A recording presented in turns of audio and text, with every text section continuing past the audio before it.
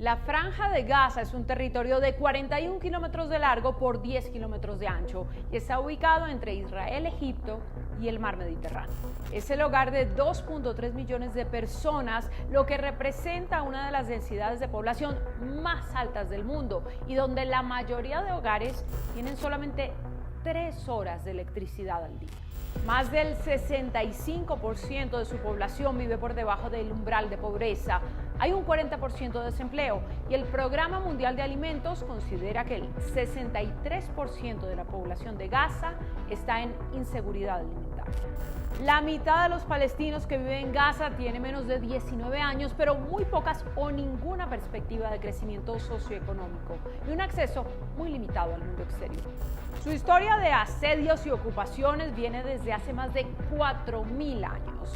Ha sido gobernada, destruida y repoblada por diversas dinastías, imperios y pueblos desde el antiguo Egipto, cientos de años antes de Cristo, lo que la ha llevado al cambio de fe religiosa y a periodos de prosperidad y declive, hasta caer en manos del Imperio Otomano en el siglo XVI.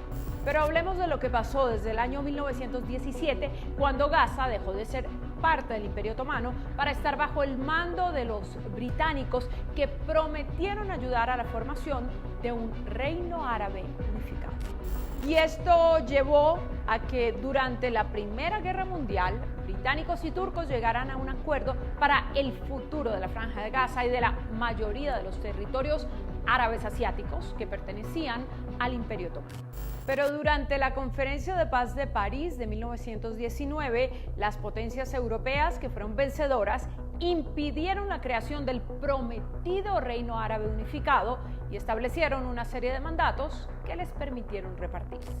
Así que la Franja de Gaza entró a formar parte del mandato británico de Palestina, autorizado por la Sociedad de Naciones, que se extendió entre 1920 y 1948. Ya con el fin de la Segunda Guerra Mundial, los británicos decidieron trasladar la decisión sobre Palestina a la recién creada Organización de Naciones Unidas, que en 1947 aprobó la división de Palestina de la siguiente manera: el 55% de territorio para los judíos. Jerusalén estaría bajo el control internacional y el resto quedaba en manos de los árabes, y ese resto incluía también la Franja de Gaza. Esta resolución ponía fin al mandato británico sobre Palestina y daba lugar al nacimiento del Estado de Israel. Pero casi de inmediato comenzaron los enfrentamientos que desembocaron en la Guerra Árabe-Israelí de 1948. El conflicto dejó a cientos de miles de refugiados palestinos que terminaron asentándose en la Franja de Gaza, la cual estaba siendo ocupada y administrada por Egipto. Y esto siguió así hasta el año 1967, cuando estalló la Guerra de los 6 días, que enfrentó a Israel con una coalición árabe formada por la República Árabe Unida, que es como se llamaban Egipto y Siria, sumado a Jordania e Irak. Y tras la victoria de Israel en este conflicto, se ocupó la Franja de Gaza, Cisjordania y Jerusalén Este, lo que desencadenó en una serie de violentos enfrentamientos que llegan hasta nuestros días. El primer levantamiento de los palestinos contra los israelíes surgió en Gaza en 1987, el mismo año en que se fundó el grupo islamista Hamas. En 1993, los acuerdos de Oslo entre israelíes y palestinos dieron lugar a la Autoridad Nacional Palestina y le concedieron una autonomía limitada a Gaza y partes de la Cisjordania ocupada. En el año 2005, Israel retiró sus tropas y a unos 7.000 colonos de la Franja de Gaza.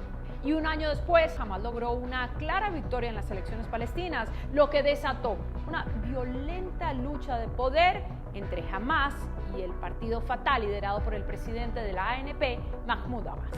El grupo militante resultó victorioso en Gaza y desde ese entonces se ha mantenido el poder en la franja, sobreviviendo a 3 guerras y a un bloqueo terrestre, aéreo y marítimo por 16 años de parte de Israel y Egipto.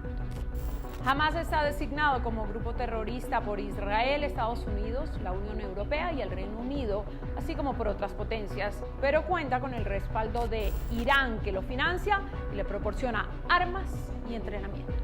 Human Rights Watch comparó las condiciones en Gaza con una prisión al aire libre, refiriéndose a la restricción de movimiento que Israel impone a los palestinos en Gaza.